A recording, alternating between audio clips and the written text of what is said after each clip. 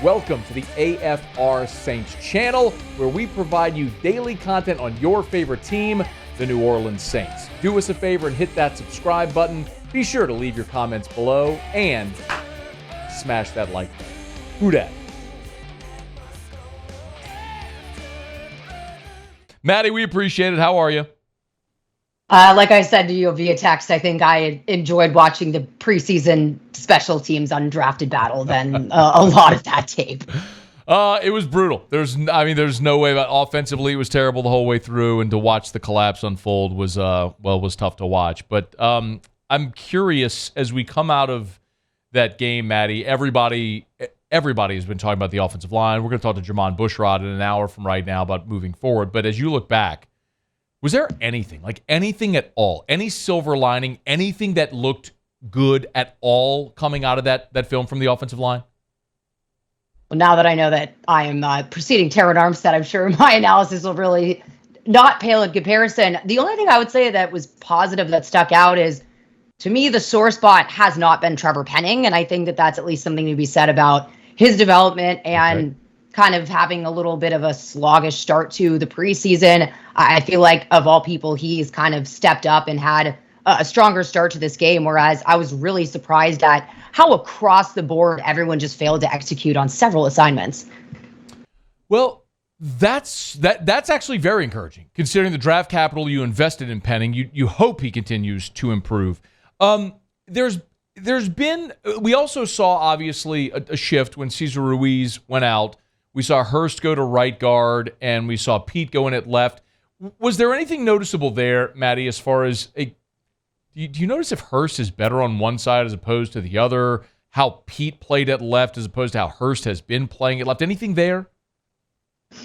I will say this. I completely blipped on the fact that happened in the game. And one of the things I was going to say was I felt like the line got better towards the end of the game. So all of that to say, if that's kind of the switch that happened, I feel like James Hurst has been struggling at left guard. And as much as Andres Pete gets a lot of flack, he ultimately has been a starter for the Saints at that left guard role for several seasons now. And this is really the first season that they've just rolled out the gate and he hasn't had the starting job. And so I think that, on top of kind of having the rawness in Trevor Penning, and then Eric McCoy just continuously has someone new on either side of him to communicate with and try to get something going. And I thought that was one of Ryan Ramchik's least strong games, at least in terms of a lot of plays, just kind of getting past him. But then you saw them bring in an extra O lineman on one side of the line, and it's just not really making that much of a difference. So honestly, you might as well try moving people around at this point, because it just does not seem to be working. Like, I just went back and looked at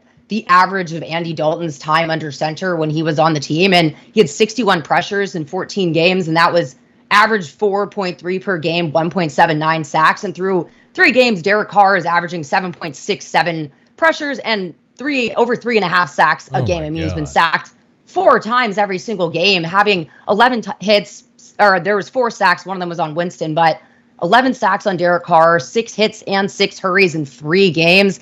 That's really hard to get going. And you're kind of looking at that injury like it could have been a lot worse based on some of the sacks that they've allowed. Maddy, you said Dalton had an average of 4.3 pressures per game, and Carr has had what?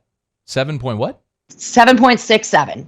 Oh my God. And is getting sacked 2 more times a game on average. And like you said before, it's encouraging with Trevor Penning because of that capital, but he's not the only one that they've invested quite a bit of capital in at this point. You're seeing it sort of pay off in the trenches in Bryan Bresee, but there just seems like there has not been that kind of, it just doesn't seem like they're working at all as a unit. And what I also noticed was the get off was really slow. They just seem really off and delayed. There were several plays where it looked like the defensive line had a quicker get off when the ball was snapped, and that just, you can't have flat-footed O-linemen. Maddy, did the offense change at all when Jameis went in the game?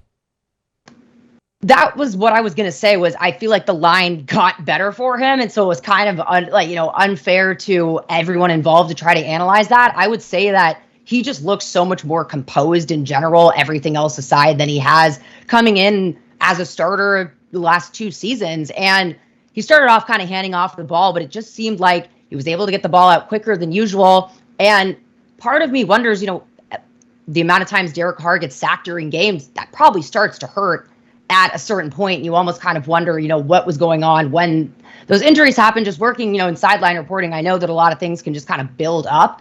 And you could tell how off Jameis Winston was when he was unhealthy last year. He was also throwing quite a bit more, but he definitely had time to throw a little bit. It just seemed like he's a lot better at executing the offensive system, but it didn't really seem like, besides some kind of shallow routes that he just seemed to hit, because Derek Carr threw a few of those and they were just either incomplete or just not really getting there. But I thought that he passed the ball a lot better than we're used to seeing with him. But he also got sacked on a play with an extra offensive lineman in there. So it's tough. But I'd say that was probably one of the better halves for Jameis Winston that I can remember. Okay.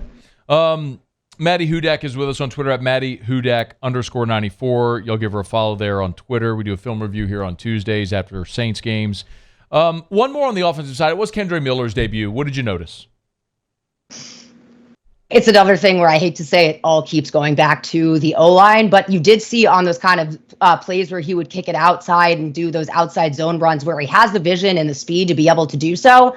But it just seems like every time a running back tries to go in between the tackles right now for the Saints, the hole just isn't there. That was a few plays where I noticed that, Ryan Ramczyk kind of had a tough rep here and there. And so it was hard to really judge that. And it just kind of felt like they were putting a lot of the load on Miller, and you just keep thinking about the fact that one of the questions you asked last week was, should the Saints have thought about trading for a running back? So it doesn't really matter now because you have Alvin Kamara coming back, and I think that solves a lot of things, but it just seemed very one-dimensional every game because they're just kind of using one running back primarily in the same box. I will say I thought that Tony Jones Jr. had a decent follow-up to his last game, and they almost used him more in the way that you would think they would use Kendre Miller. He had several passes just kind of out in the flat. And I know they did that a few times with Kendre Miller. I thought it was promising. I think that room gets a lot better with Alvin Kamara back there, but all of them need an offensive line to be able to really get anywhere. Speaking of players coming back, we'll find out about Paulson Adebo this week, but Alontae Taylor, Maddy, Alontae Taylor was like,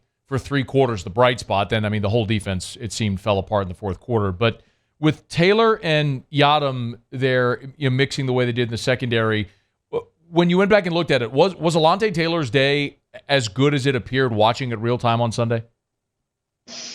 I think it was a little mixed, and I think what you're seeing a lot of that effect is I just keep thinking about the fact that Alontae Taylor is such a good cornerback, and you saw how good he was at using the sideline as leverage and really being able to press and lock down receivers using that leverage of the sideline. And you almost see him try to start doing that in the slot, but that's not, sideline's quite a little bit away. And I've noticed that he's just in a lot more off coverage by design of the fact of the slot role, whereas I think he excels a lot more in that press coverage role. I thought Isaac Yadam, is it Yadam? Yadam, yeah.